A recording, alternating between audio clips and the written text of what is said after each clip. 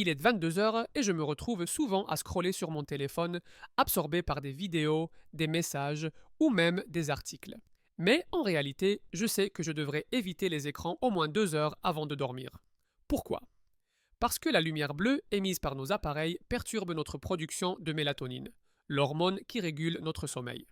Quand je pense à mes nuits agitées, je réalise que chaque minute passée devant un écran avant de me coucher est une minute de sommeil de moins.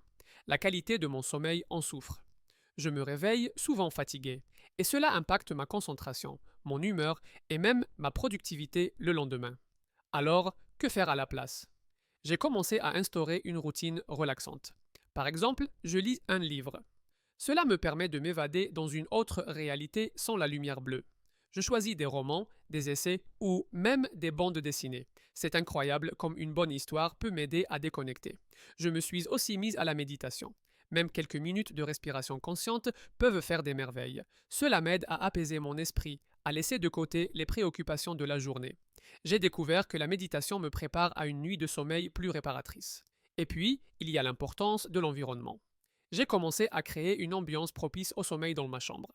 J'éteins les lumières vives, j'allume une petite lampe douce et je mets de la musique apaisante. Cela transforme mon espace en un cocon de sérénité. Je me suis aussi rendu compte que l'absence d'écran me permet de mieux me connecter avec moi-même et avec les autres. Je passe plus de temps à discuter avec ma famille, à jouer à des jeux de société ou même à écrire dans un journal.